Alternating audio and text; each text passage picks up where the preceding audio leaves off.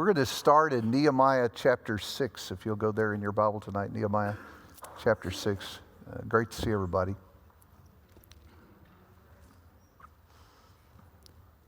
And if you detect some connecting threads between what Jeff and I talk about tonight and the lesson this morning, then that means we accomplished our purpose, because we're trying to overtly tie what we did this morning to what we talk about tonight. We want to begin with a couple of verses in Nehemiah 6, but they require a little context, right? It would help to know a little about the setting leading up to chapter 6. Yeah. So, the story of the Jews in the land in Nehemiah's day. Of course, they've been allowed to return from exile, come back. By Nehemiah's point in the story, the temple's been rebuilt. And so there are some aspects of a return to normalcy for the Jews in Jerusalem, but they still don't have a wall, and so Nehemiah's they're rebuilding the wall. But that arouses a lot of opposition. I think it's sometimes easy to remember when the Jews came back from exile. They never really possessed the land alone. A lot of the folks who would come in during the period of their exile, some were settled in there by the powers, the imperial powers, and some folks just wandered. But the bottom line is, it's not a homogeneous Jewish land anymore.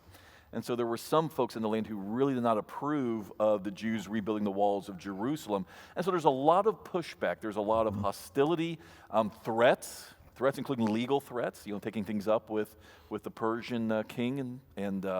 So it's a difficult and scary time for the Jews. And then internal troubles too. Well, yeah. They had their own struggles among themselves in the middle of all that. Ironically, they've come back from exile for their sin. They rebuilt the temple, which required God expecting them to live a holy life. They're going to rebuild and use His temple. But they themselves have not exactly been morally upright. And so there's a lot of headwinds that Nehemiah as a leader is facing in this season of rebuilding the wall. External opposition from the powers that be, legal threats of physical violence, coupled with internal moral decadence among the Jews still. And yet we get to chapter 6, and this is verse 15, if you'll look down there. In spite of all the difficulties they face pulling this off, verse 15 says, "So the wall was completed on the 25th of the month of Elul in 52 days. And 16 adds this further clarification, I think. When our enemies heard of it and all the nations surrounding us saw it, they lost their confidence, for they recognized that this work had been accomplished with the help of our God." And so, first of all, it isn't just a remarkably brief period of time to get this work done, but it was such an astonishingly brief period of time that even the unbelievers around them recognized, they didn't pull this off on their own. Right. They had to have help the in hand doing of God what was involved. Yeah.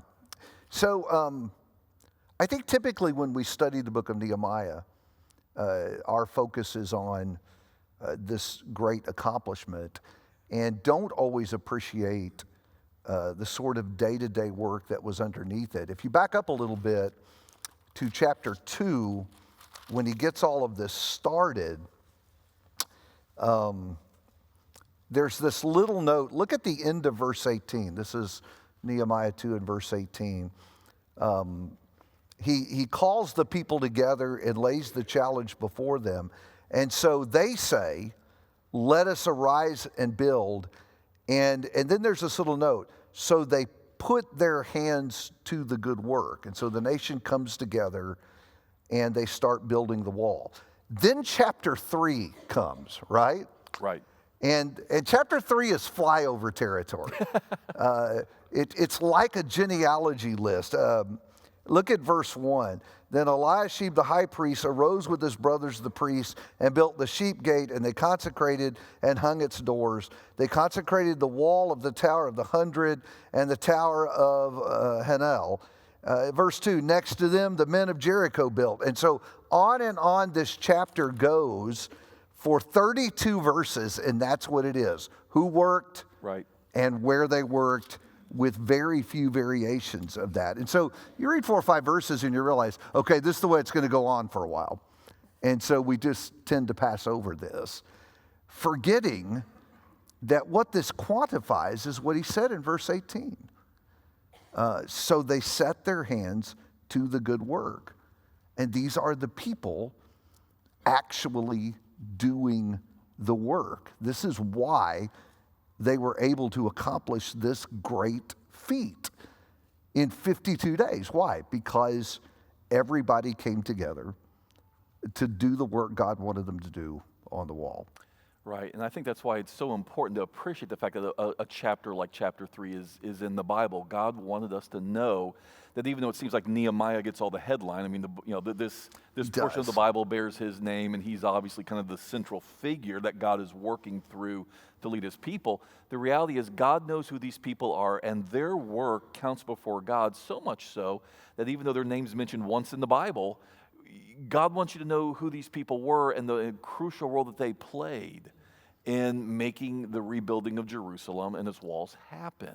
That seemingly small efforts, seemingly small works by people who otherwise don't seem to change the course of history in the Bible or outside the Bible, in God's eyes, this stuff matters, and everybody's work is essential. If you didn't build your section of the wall, that section of the wall doesn't happen. Yeah, I think that's a really great point. And one of the reasons I think chapter 3 is here is because it reminds every generation who reads this story that God knew the very names of the people. I counted them one time, and I forget now what I came up with, but I actually counted the number of names, just dozens and dozens of names that are listed here. God knows every single worker and what they're doing. So Jeff and I wanted y'all to think about that, because the people of this generation, I think, serve as an example. Clearly, the Holy Spirit intended it to be so because of all the stories down through history that could have been included in God's book. God wanted this story in his book, and God wanted chapter 3 in his telling of the story of this book. And one of the reasons I think that it's valuable to us is because it serves as an inspiration to us as we ponder our own work that we need to do for the Lord. In fact, I would contend a more important work. I mean, I don't want to trivialize the building of the wall. That was a pretty big deal for them. Right. No, I mean, ultimately, the whole, move from the Old Testament to the New Testament in general is, we move from the lesser to the greater. And the New Testament makes clear that, physical Israel's experiences, their successes, their failures, are meant to be warnings or encouragements to us who are building the real temple of God, which is not a building in ancient Jerusalem. It is the church of God in this world. Our work in this local congregation is the rebuilding of the ruins, so to speak. Our work in this congregation is our share of participating in God's good work of rebuilding a place where God and man can dwell together in worship and reverence. Yeah, and at the end of the day, a work that's ultimate end is helping people get to heaven. Right. And I mention that because it's what attaches true value to our work. The fact that beyond our death and beyond the end of this world as we know it, when we stretch into eternity, the work we do now is work that impacts eternity, that matters in eternity, unlike most of the earthly endeavors that we participate in. You've really got to be careful about that, right? Because it can get pretty depressing to think about the end of your earthly endeavors. So what happens if you're working your job and you die? What happens? How long is it going to get them to take them to hire somebody else? And then how long it will be before nobody knew you even worked there? I mean, 4 or 5 years down the road, it's like, remember that guy? Yeah. Right? Right. And what is it that's being done? Maybe a hugely successful businessman. What happens when you die? Your kids fight over the company? Yeah. Or they just sell it and go on a cruise with your money? And one day your kids and your grandkids died, nobody will know that we were here. And someone says, wow, I came back tonight to listen to that? Sounds like all something I'd say. I do work in an office next to Jeff, and that is a problem. But the truth is, that's not a pessimistic view of life. If you think that's dark, it's because we're living in the light of an illusion. That is life. That is how life goes. And I think what's different about what we do that's related to the kingdom is its work that you can ultimately say matters. And the cool thing, the other thing I would extract from this story is that there are a lot of different kinds of works that need to be done. Yeah. And as they go to work on the wall, they're just all different kinds of people laboring in all different kinds of places. Everybody had their spot on the wall. Right. And I think the same thing is true when it comes to kingdom labors. Thank heaven we don't all do the same thing, that we have a variety of talents. The Bible figure is that the church is like a body. This is what, like 1 Corinthians 12? Right. And each piece of the body has a different function. And though we attach significance to some parts and not to other parts, at the end of the day, you may not pay as much attention to your foot as you do to your face, but you still need your foot. Right. And life without it's pretty miserable. And I think part of what's useful to remember when we think about the image of the body of Christ as a physical body, that analogy Paul makes, is that God likes it this way. We tend to rank or kind of homogenize certain roles, certain works of service in the church are more glamorous or prestigious or important. We rank the importance. But the reality is God delights in the body. The concept of the body. In other words, God delights in a diversity of people with a diversity of talents and abilities coming together in a unity of purpose. Just like our body, God delights in the fact that our bodies are diverse parts, but they work to create one common life for the whole body. It's almost like the nature of God himself is, kind of reflected in his creations, right? That mystery of one God in three persons. And God delights in making things that, we image him. Individually, certainly, but there's a sense in which even the church as a body of Christ, images these ultimate, God delights in a multiplicity of things that unite in a unity. And so it's something for us to think about. This is how God likes it. Well, and how he designed it. How he designed this was his plan all along. Because part of all of this is that there are just lots of different things that need to be done. Have you ever just sat and pondered how many different ways it's possible to contribute to the work of the kingdom? I mean, if you just look around the church family here and think about all the different things that people do, how long is that list?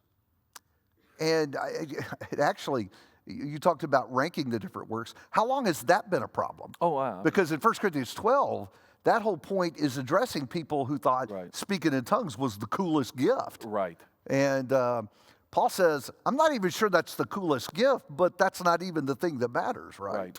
Right. That's not the thing that profits the most in a local assembly. Yeah, and so I think we all fall into that trap of wanting to see some work as more important than other works, which the Bible should really clue us in on that. I think about, as you were talking, I was thinking about the story of Dorcas in the book of Acts. Right. Remember her story? She dies, and her people are really concerned about that, and they send for Peter to come and to do something about that, right? Right. And do you know what Dorcas did? What her job was? She made undergarments for widows and poor people. Yeah, that'll get your name on CNN, right? That'll get your name mentioned in the news. Who was she? Tell you who she was. Someone whose labor mattered to God. And her name is in the Bible. And so I do think we tend to, even in our work together, glamorize certain works. Right. And I think typically those are works that are public. We kind of hold those up as being more important than others, like the guys that get lead singing for us, who do a fantastic job, right? If you don't know how blessed you are here with that, you don't travel enough. Because you get out and go some other places and you realize, wow, we are really blessed with the guys that we have back home, right? Very grateful for that. That's needful here. People glamorize preaching. I think preaching, sometimes you always get the sense people think that's the most important thing that goes on Sunday, or the people that staff these classes and serve as teachers and are working in that public way. Sometimes I think we unduly elevate those kinds of public aspects of service and don't appreciate just how much there is to do and how important so many other, I don't know, quiet works are going on. But just as essential. And again, the body's analogy works so well. I mean, and that's part of the point Paul will make. You know, the face and the hands are obvious parts of the body, but the truth of the matter is my hands and my face don't do a whole lot if that, you know, if my lungs, which you can't even see, quit doing their job, or the heart. You know, or some of the less unpleasant bodily functions that we have to think about, but are crucial, absolutely crucial to the body's health. And so we do tend to rank, unfortunately, the more visible over the invisible, less visible, but in some ways more crucial. Yeah. I will live a lot longer without, you know, my hands or my feet than I will without my intestines. Though it's not pleasant to think about what the intestines do, but it's crucial. It's crucial. And so yeah, we get the priorities and the perspective all backwards. Let's dig down into that a little bit. Have you ever thought about the quiet works going on that we often don't notice that are just so important? I think that maybe one at the top of my list is the work of evangelism. You know, we often describe evangelism as the work of the church, and I think that's true. I think churches contribute in some ways to the work of helping us get the message to the lost people, but I think evangelism is largely an individual work that's quietly done. I mean, I don't know when any of you are talking to your coworkers or your neighbors, unless you share that with me. Sometimes I talk with folks about that. But a lot of that stuff just quietly goes on and nobody knows about it. I don't know about everybody that's having a Bible study with a coworker they connected with or a neighbor they've been talking to. Occasionally it comes up, but I don't know about that. When do we know about evangelistic work, typically? When someone gets baptized, right? And that's the whole iceberg issue. There was a whole bunch of other stuff going on underneath the surface to get to the point of baptism. And we may not have even known that any of that was going on before that moment when someone obeys the gospel. I think about people who are quiet encouragers. Some of you do that job, right? You pay attention. You notice people that are struggling. There are some folks that are just way better at that than I am. Right. I'm probably guilty of being better at being oblivious than I am at noticing. Right. Or just knowing what to say that's really helpful, as opposed to sometimes we, you know. I'm terrible at that. Yeah. Like when you go to the hospital, I just usually fumble around till I say something like, "I hope you don't die." Yeah, exactly. Now you want me to come, right? Yeah, you're thinking, when I'm in the hospital, just stay home, David. Yeah. I'm good. It's awkward, right? Yeah, don't lead with "I've seen worse." But have you ever hung around with someone who knew just what to say? Who just had the words? Yeah. I had a preacher friend who was really good at that until I discovered, after visiting hospitals with him for a while, he just gave everybody the same speech. Just reused it over and over again. But there are people who are really good at identifying hurting folks and really good at knowing the right things to say. How much do we know about that? I think that just goes on in the background and largely is unnoticed. We just kind of see the fruit of it when it begins to be born. How much publicity does that kind of work get? And I think it's some of the most important work going on among us. Some of you are writers. I used to, going back now more than a decade, I used to get cards periodically for people that would comment on things that I had preached. No cards anymore. Well, a few cards occasionally. Text messages. Yeah. Yep. Yeah. People will text and express gratitude for something that's been preached or taught. Are you in that crowd? We ought to say this more often than we do. That is hugely encouraging. Right. When you do things like that. So if you're one of these people that just sends an encouraging word to your kid's Bible class teacher, that's kingdom work, folks. That blesses people, that lifts them up, encourages them to do more. Right. And there's a force multiplier, ironically, because when you encourage somebody who's touching other lives, I mean, just literally your encouragement of one person will bear fruit with other people that are helped by a teacher, a preacher, a Bible class, teacher, and it's good stuff. Don't text me something right now, okay? Peter's just sitting over there and talking about the texting I know is just baiting him. I want to mention one other thing. We'll move on to something else. But I think about the folks, and we've got folks here who are just great at this, who stand back in the lobby and greet people when they come in. And if you don't know how that important is, you probably don't visit very much. I won't ask you to raise your hands, but you could just sort of knowingly nod if you've had a bad visitor experience. Yes. You've been someplace and people kind of stared at you like you might be a terrorist when you came in the door. Have y'all had that experience? And nobody talked to you. It's like he might be an enemy. We got to keep our eye on him. You've had that experience? Visiting churches. And I'm embarrassed to say this. Does this ever happen to you? Oh, yeah. Yeah? Yeah, absolutely. It's better if they know you've come to preach, sometimes. Sometimes it makes it worse, actually. Yeah, sometimes.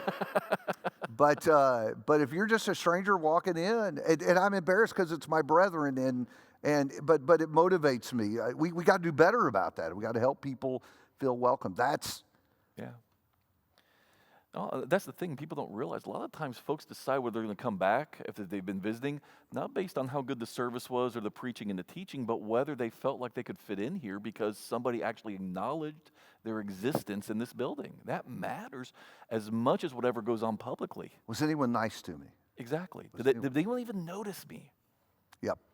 So I really, this list could go on. Jeff and I could just sit here and chat tonight about all the different facets of this work. But I definitely want to mention the tech guys because I want to have sound throughout the whole thing, right? I wish we had a way of just recording for you guys the activity that goes on here while y'all aren't here. Because we're here all the time, right? There are so many people that come up here and work on so many different teachers that come up here and work, and the people who are responsible for the slide and the sound and the lights and the website and all those things, that information you can get there. And the maintenance guys that come and fix something. It's literally, I'm driving to the building today and seeing where there have been trees down, and I'm thinking, oh, I wonder if anything happened at the building. Aren't you glad you didn't find that out when you got here this morning, like there'd been a tree through the roof or something? There are actually people who look for those kind of things and check on those things. And those are kingdom labors. That's contributing to this work that we're trying to do together. Even down to the smallest things that nobody ever thinks of, like those who come by and pick up the towels and the garments after we baptize somebody, make sure they're washed and back. That just happens. All sorts of good things going on constantly like that around the building. Well, so here's the point about that. I think we need to see all that as valuable. And so there are a lot of things to do. Remember that everybody got named that was working on the wall, wherever they were, whatever they were doing, their work. They're on God's list. They're on God. That is God's exactly list. right. And so there's a place for you to be involved. There's a work that you can do. And God knows you're doing it, and it matters to him. One of the reasons Jeff and I really want to emphasize this is because sometimes, I've had people say this now, several times over the years. People come to a congregation this size, and you know what they say? Well, I wouldn't be needed there. There wouldn't be anything for me to do. And when people say that to me, I want to be nice, but sometimes what I want to say is, are you kidding me? Work doesn't go down as the numbers rise. You doubt that? Ask the shepherds about that. Ask the deacons. Ask the deacons about that. Work goes up exponentially with the size of the family. Right. Right? Right. When you had more kids, it got easier, right? There was less to do because you had more kids to help out doing their own chores. That's how it works, right? Now, we know better than that. I really don't know about that. I only had 2, Jeff, so I don't. Yes. Just gonna Man leave. on man, never zone defense at our house. But I think that's probably coming from a place where we're thinking too much about public stuff. We're back to that ranking, the visible is the important, and If you want to lead singing here, it's you maybe once a month, right? there's a rotation. Yeah, that's exactly right. It's not as bad as it used to be when I used to go here before you were here. Like once every 6 months? I think that's what it was at one time. Yeah. Guys got to lead once every 6 months. Right. So yeah, maybe not that stuff. Right. But that doesn't mean there isn't. Right. Lots of stuff. Right. So remember, it's not for our glory, but for His. Which kind of brings us to a second thing I think we need to talk about, and that is, with all this stuff to do and a place for all of us, to get to the place where that work's getting done, we really need to have that servant spirit. We want to think about that a little bit tonight. We just read something recently in John that I think was vivid about that. So will you look at John 13?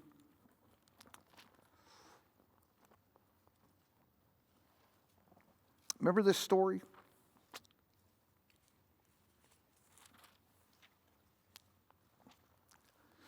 So this is John's Lord's Supper story.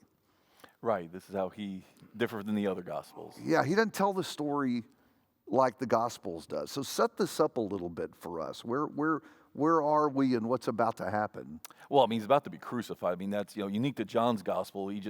John tells us a lot more about the conversation and the teaching Jesus gave his disciples that night of the Last Supper at more length. But chapter 13 is kind of the beginning of the evening. And literally, when he knew that his hour had come to depart out of this world into the Father. That's where we're at. Jesus knows that this is the final evening. And so it's significant. If you knew that this was your final evening with your family, right before you're going to die, you're going to be taken from this world, what would you do? Well, you'd probably tell your kids whatever you'd not gotten around to telling them yet, or tell your spouse whatever you had not gotten around to telling them yet, especially if you were worried about your children or your spouse and what they might do or the situations they might be in when you were gone. You'd talk to them about what you expect to come in life and what you hope they do with it. So it's all the more telling when you think about this story from that angle. Jesus knows things will never be the same again with his disciples after this night. There'll be a resurrection and he'll get some time with them, but it won't be like these years of the ministry. Things will never be the same again. He knows his time is up with them. So what do you say and what do you do? And he washes their feet. Because he says, not just Jesus wasn't just about telling people, he was about showing them what it means to be human and what God does for us. And so it's from that standpoint that the God of the universe, robed in human flesh, as the perfect human being, combining both roles in a sense as the perfect human and as God himself, shows what it means to be God and to bear the image of God. He chooses to wash feet. He chooses to serve. And he does it the most lowly way possible, right? We get this. This was the equivalent of one of those really nasty, dirty jobs in the ancient world. This was low social status. This was for the lowest and newest and youngest slave in the household to get. Even the older, more mature slaves or those who had some rank. This was above even them. This was the epitome of getting on your knees, wrapping himself in a towel. The God who can be anything, do anything, have anything, wrapping himself in a towel. To wash filthy feet in a world in which, the streets were the sewers. The animals dropped their dung, people threw their refuse out. No telling what's on these feet after a day's wandering. And the God of the universe and the perfect human being chooses to wash feet as the greatest symbolic act in some ways of what the greatest act is the crucifixion, but the actual giving of his life, but it's an extremely symbolic act of what it means to really be God and to bear the image of God. So he's doing this not just from a random collection of people either. No, these are his people. These are his handpicked, by name, chosen 12. And they know. That's right. They know who he is. Yep. And Peter seems to get that, right? Because his reaction, if you go down to verse 6, when he gets to Peter, of course, Peter's going to be the one to speak up. Right. And Peter says, Lord, do you wash my feet? And I think Jesus knows where he's going with this. And he says, what I do, you do not realize, but you'll understand after. And notice Peter's response. Never shall you wash my feet.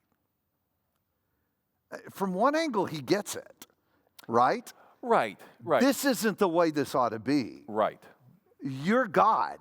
We should be washing your feet, not the other way around. Which, by the way, the opportunity that for existed at the beginning of the evening. That's right. Any one of them could have done The it. feet had not been washed. Yes. Which is really nasty when you realize they're eating, reclining and eating. And so from one angle, Peter gets it, or does he?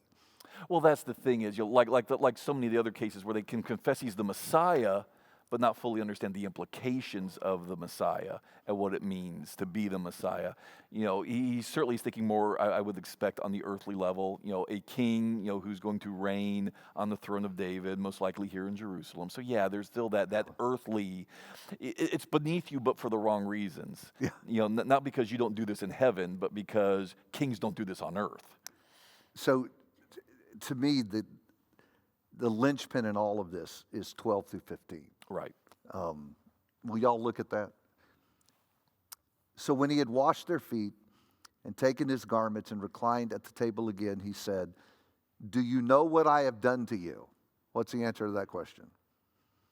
No. They are just at a loss for what's happened. 13 says, you call me teacher and Lord, and you are right, for so I am. If I then, the Lord and the teacher, washed your feet, you ought also to wash one another's feet. For I gave you an example that you should also do as I did to you. So 13 is interesting to me. You call me teacher and Lord, and that's who I am. Jesus knew who he was. And the act of washing their feet changed nothing about who he is, right? In fact, it's because he knows who he is that he is able to stoop to this lowly position, Right. and to serve his disciples in this way. Why? Because he needed to teach them this lesson. Remember, even in this very night, they've been battling about who's the greatest. Who's going to be on the right? Who's going to be on the left? Who's going to have the better positions? And if they didn't come together on that, the mess they would have had trying to go out and do his work after that. And so Jesus uses this dramatic demonstration without a word initially. Right. To teach them this powerful lesson about their role as humble servants. It's interesting that we don't read about them fussing about who's the greatest. No, it's hard to come back from this one. I think you're changed when God washes your feet. Well, and I think there's part of it too, that's worth looking at. It comes from a little bit later in the chapter, and where you see it here in chapter 13, it's certainly not the only place in John's gospel, in particular, this kind of sentiment is written down. Which is this: Jesus isn't worried about how they receive it or how they notice it as such for its own sake either. In fact, you go back to verse 2, John wants to make sure we realize Judas is in the group as well. He's serving needs not just for people who deserve it or people who do right by him or say thank you, I appreciate that. He's also washing the feet of the man who's going to betray him to his death in a few hours, and he knows it. But when you drop down the verse, was it about? How to really wash those feet too. Yeah, that's right. Like with some good hard brush. That's right. Yeah. But verse 31, now is the Son of Man glorified, and God is glorified in him. And if God is glorified in him, God will also glorify him in himself. At the end of the day, what Jesus recognizes is you do this because this is the will of God, and you do this because God is glorified in this. And I think that also helps us to really, again, reevaluate our works of service, and whether they're public or private, whether they're noticed or unnoticed, whether they're appreciated or unappreciated, how they rank in the world's social ranking of prestige or importance, relative importance of the things that we do. At the end of the day, we're literally back to the same concept of Nehemiah. God notices my works, whether I think they're significant or insignificant. The cup of cold water given in his name does not go unnoticed. And at the end of the day, Jesus just simply says, what's going on here this night and what's going on in the coming hours, what's already happened when I washed feet, the Father is glorified. And that's where, at the end of the day, every time you do something for righteousness' sake, you have to remind yourself whether the person deserves it or not, whether they notice it or not, whether I'm thanked or not, whether the elders notice, anybody notices or not. God's writing the story at the end of the day, not your brethren. And God's writing down names and places on the wall and who did what when it needed to be done. And God is glorified in that. And that's what keeps us, I hope, motivated at the end of the day. Jesus goes through this night. He remembers this is all about the Father's glory and what's happening and what I'm doing. Yeah, someone actually posed a question Oh, about, how do these quiet acts of service get commended if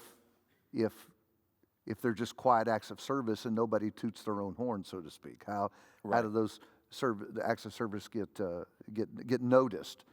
And part of the answer to that is, it is noticed. yeah. It's noticed by God. And at the end of the day, in the labors we do for the kingdom, for all of us, that needs to be enough. God knows what I'm doing. God values my work. And to tag on to that, usually we think about the day of judgment primarily in negative terms, when sin will be punished and people will be sent to hell. And maybe, sometimes some of us at different seasons of life, or maybe when we know that we've got some compromises in our lives that the Lord certainly is aware of and our conscience is bugging us about. We think about the day of judgment in one sense, in a certain fearful sense, because I don't want my sins exposed.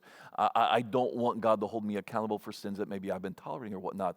But you realize the day of judgment works both ways. That's when literally our lives are laid bare. The unfortunate parts that maybe we need to be repenting of before that day comes. But listen, the day of judgment is also when the good deeds that we have done that maybe have gone unnoticed by people in this life, but God has noticed, those deeds will be declared in the last days. Well, we forget that the day of judgment swings both ways. That door goes both ways. And that the works that I've done for God and for good, because it's right, and for God's glory, those days will be noticed and declared by God. Just like in the Bible, we see names of people working on the wall, names that you skipped over perhaps when you were reading because that's boring. It won't be boring in the last day when it's God who's reading from the throne the names and all the deeds that we've done. It's certainly motivation to get rid of the negative stuff in there, but it ought to be motivation for the fact that what matters is God knows, and God will declare before heaven and earth and the angels in the last day what I have done on His behalf for His glory. That ought to motivate us. The other way the work is noticed is by those who are blessed Yeah. from the work. And it does point up, I think, the value of gratitude. If an act of service is quietly done for me, I need to be the one to acknowledge and be grateful. And if God knows about it, the person served is grateful, there you go. Right. That's my blessing in all of that. We wanted to bring up the Spirit of Jesus here because it is the Spirit that we too need to adopt, the humble Spirit of Jesus. Yeah. I think that maybe one of the most important character traits of people who serve is that spirit of humility that starts out by recognizing that I'm in the same boat with the rest of humanity. I'm a sinner that needs rescue, right? Right. And so whatever I achieve, wherever I'm at in my life, in the way that matters, I'm no better than anybody else, right? And I'm not above any other task. And I say that because sometimes pride gets in our way. Oh, 100%. Right? Yeah. Years ago, when I was first started preaching, we had a work day. Do y'all remember work days at the building? Like the weekend before a meeting, everybody'd come up and spruce the building up for the meeting. We had a guy that just wouldn't do that. And he talked to me about it one time. He just said, I just think we can pay people to do that. And I thought, here's this guy who has abundant world possessions, has a very powerful position, and he doesn't know who he is. A sinner desperately needing rescue, just like everybody else. Too good to clean toilets, right? Yeah. He doesn't know who he is. It's never about the task, folks. It's about the cause. What needs to be done, and can I do it to help the kingdom, right? Now, the fun part of this is that we also have to be available, and this is where Jesus starts messing with your life, right? Because, would you raise your hand if you sit around all day with nothing to do? Because we can put some things on your list for you. Did you see any hands? No. No, see, I didn't either. We all got plenty to do, right? And if kingdom labors are going to fit, then I gotta make some sacrifices, right? Well, and I think that's the thing we forget. Sometimes we think about service as an act of money and generosity, perhaps. And there's certainly a place for that, and money is necessary in life, no doubt about it. But here's the reality. You can always get more money. You keep working, there will be another paycheck. What can you not get back once it's spent? Time. Time is the measure of our lives. Literally, you stop and think about it, time is how we measure life. You know, how long did somebody live? They lived to be 76, they lived to be 84, lived to be 92. Time is how we literally measure the quantity of life. You measure money in dollars and cents. You measure life in time. And so when I spend my time in service, what I'm literally doing is I'm giving my life. I'm spending an unrecoverable part of my life.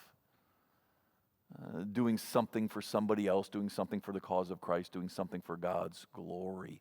I think that's why sometimes it is we'd rather write the check because I can always get more money. There'll be another payday, Lord willing, but I don't get this Saturday back. I don't get this week back. I don't get these hours back. I might get more money down the road, and that's why I'd rather write the check and keep my time. And so, yeah, there isn't this issue of availability, of just having to be inconvenienced. Changing my plans sometimes depending on the need that comes up or arises that's got my name on it. Yeah. That's where the rubber meets the road about this stuff. I think sometimes we're short-sighted, and our focus is on the moments, the days and weeks and the months, and not thinking of the big picture. What are you going to do at work next week that matters in the big picture? Labor for a business that'll one day close, right? I'm not trying to trash your work. I mean, it's good you got a job and it pays you money and helps you with some responsibilities you have before God. But at the end of the day, folks, what are you doing that matters beyond death and the grave? And one of the beautiful things about being a disciple is the fact that God offers to us a path through life that ultimately does have meaning and purpose. We are doing things that impact eternity. Stuff that really does in the end matter. And so I think you got to kind of weigh that out. I know we have to work jobs and provide for our families and do all those things. I know we need to get our kids through school and school activities are great, but at the end of the day, what will any of us do in our lives that rise to a higher importance than our kingdom labors and helping people get to heaven? It really does help a real significance attach to our lives when we spend them on kingdom labors. Right. And I do think what's important to say as time's starting to get short here is this, depending on how you're thinking about stuff we've been talking about tonight, is that this is not tonight. Dave and I didn't intend this to be kind of a guilt trip, guilt session intervention, something like that. Receive what we're doing here tonight in this spirit. Number one, if you're already busy and you're saying, man, I'm already busy and I'm exhausted and I'm tired and I can't believe you're talking about service, see this as an encouragement that your work does matter. See it as an encouragement and motivation to stay at it when you're tired. See it as an encouragement and appreciation that even if sometimes your brethren don't notice, God is noticing. And so see it and receive it as encouragement that your work matters. Stay at it. The day is coming when we do get to rest from our labors. But that what you're doing really is important, whether you think it is or not, or you're getting worn out. And the other thing is to perhaps encourage and motivate those who maybe aren't as involved but could be, perhaps. Somebody who could rearrange their priorities in a way that allows them to be more active and involved. To think about that, to think about where you do want to invest your time, because your time, again, is the measure of your life. Where do you want to invest the essence of your life when all is said and done? And especially when the great day of the Lord comes, and names are read and books are open and the descriptions of how we've spent our life is given. Not just the good stuff, but you want to, you think about this, in the last day, you want God to be able to, in one sense, lay out, not for your own glory, but for His glory. The list of things that you've been able to accomplish from this life, things that may not rank by the world's standards, even by your brethren's standards sometimes as much. But in the last day, you want God to be able to open the books and read not just the negative stuff you've done, but read the positive. before heaven and earth, the contributions you've made to the cause. When that day comes, you want your name read in that way as well. I thought it was interesting. One of the questions that came into us tonight was, what do I actually say to someone who appears to be discouraged or disheartened? How do you go up and have that conversation? How do you start? What kind of things do you say? And one of the things I love about that question is because whoever asked that's thinking, okay, I'd like to serve in that way, not really sure I know how to do it. And so I'm glad you're thinking about that. And the other thing is it identifies one of the obstacles, right? Sometimes the thing that keeps me from serving is I don't know. I don't know if I'll be good at this. I don't know how to do it. So a couple of things about that. I would encourage you to test the waters. Not sure you can do it? Try. With regard to that specific question, I think sometimes we try too hard to be artful. And I think just honest and from the heart probably is the better way to go, even if it isn't the most perfect way to say it. Does that make sense? You see what I'm saying? Hey, I was looking at you and you really looked like you were discouraged today, and that concerned me. If that's what you're thinking, say that. And let them tell you what they need. Another piece of that, just to run that trail a little further, is we need to quit putting on fronts for each other too, right? Because sometimes things are not okay, but you're never going to know it because I'm going to keep my front up. You're going to think everything is okay. And it's kind of hard to serve when we don't know, even when you can tell, but that front is still up. And just to add on to that, here's the reality. Don't make the perfect the enemy of the good in your service. Yeah. Don't make the perfect the enemy of the good. And what I mean by that is, you know what? Most folks who you try to help in some way or reach out to, they appreciate the honesty, the authenticity, and the effort more than the perfection. At the end of the day, the fact that you brought food matters more than how good the food was. The fact that the brother or sister in Christ cared enough to notice and to do something.